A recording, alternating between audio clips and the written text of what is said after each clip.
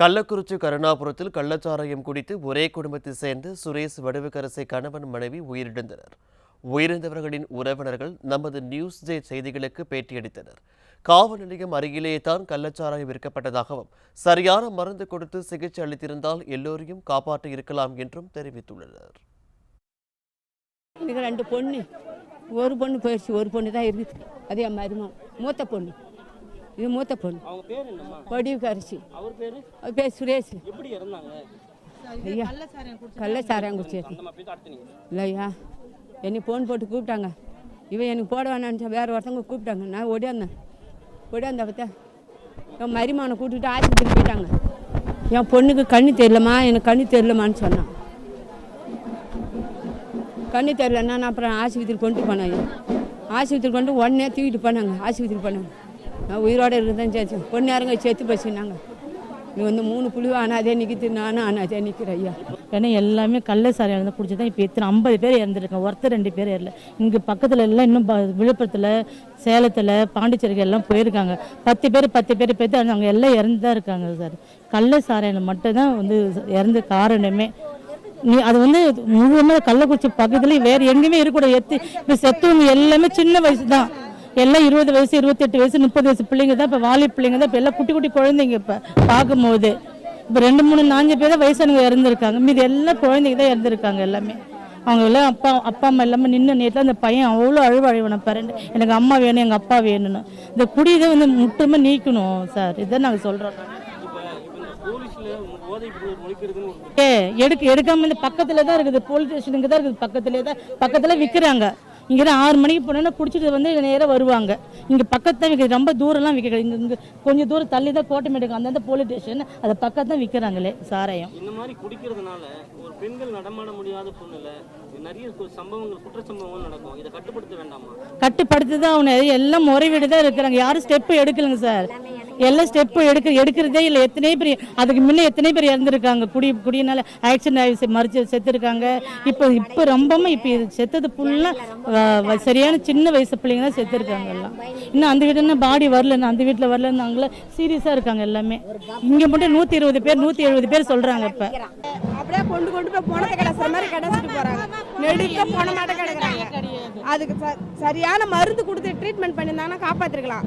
ஏனோ தானோன்னு போட்டுறாங்க. போலீஸும் சரியில்லை, கலெக்டரும் சரியில்லை. 18 பேர் இறந்த பிறகும் சரியான ஸ்டெப்பு எடுக்கல. இங்கே மருந்து இல்லைன்றாங்க. ட்ரீட்மெண்ட் கொடுக்கல, வெறும் குளுக்கோஸே தான் போட்டுட்டு கிடக்குறாங்க. இதான் சார்.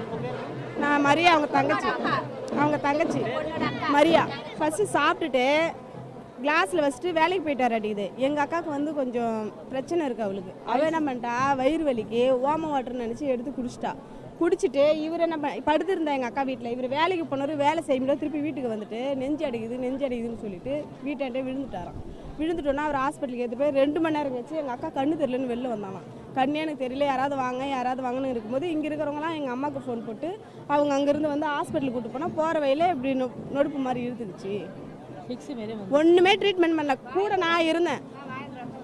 பாயில் ரத்தம் வந்து ஒரு ட்ரீட்மெண்ட் கூட பண்ணலை. நெஞ்சு தான் போட்டு அழுத்துறாங்களே தவிர அதுக்கு உண்டான ட்ரீட்மெண்ட் எதுவுமே பண்ணவே இல்லை. ஆனால் எனக்கு ஒரே ஒரு டவுட்டு, எப்படிங்க சார் போகிறது எல்லாமே செத்துருவாங்க? ஒருத்தவங்களுக்கு கூட காப்பாற்றுறதுக்கு டாக்டர் இருக்க மாட்டாங்க. வெளியில் போகிறது செத்து தான் வருது, இங்கே உள்ளூரில் இருக்கிறது செத்து தான் வருது. இது காரணம் என்ன? ஒன்று கூட காப்பாற்ற முடியாதா?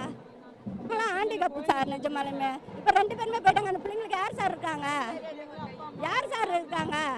எவ்வளோ ஒரு கஷ்டமாக இருக்குது தெரியுமா? பிள்ளைங்க எவ்வளோ ஒரு வேதனையாக இருக்குது தெரியுமா?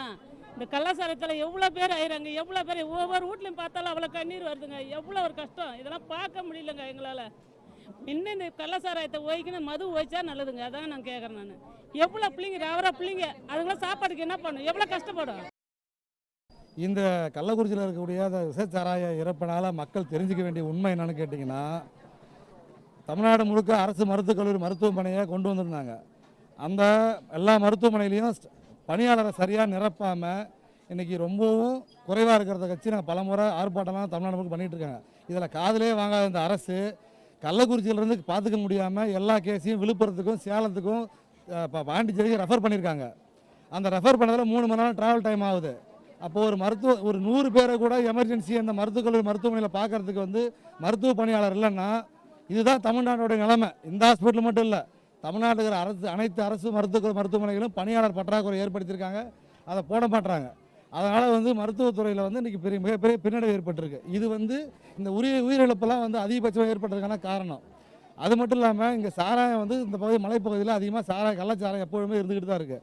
ஆனால் இது இன்றைக்கி ஏன் விஷசாராயம் மாறிச்சுன்னா மாமூல் அதிகமாகி போச்சு. ஸ்டேஷனுக்கு ஒரு மாமூல், கலாலுக்கு ஒரு மாமூல், போலீஸுக்கு ஒரு மாமூல்னு இந்த போலீஸ்காரங்க தடுக்கிறது இல்லை. அப்படியே டிரான்ஸ்ஃபர் பண்ணாலும் இங்கே இருக்கிற எஸ்ஐ அடுத்த ஸ்டேஷனில் போடுறது பொதுமக்கள் யாராவது போர்மனை கம்ப்ளைண்ட் பண்ணால் தனியாக கூப்பிட்டு வச்சு மிரட்டுறது போலீஸ்காரங்க, பொய் கேஸ் போடுறது. இதுதான் இந்த மாவட்டத்தில் நடந்துக்கிட்டு இருக்கு.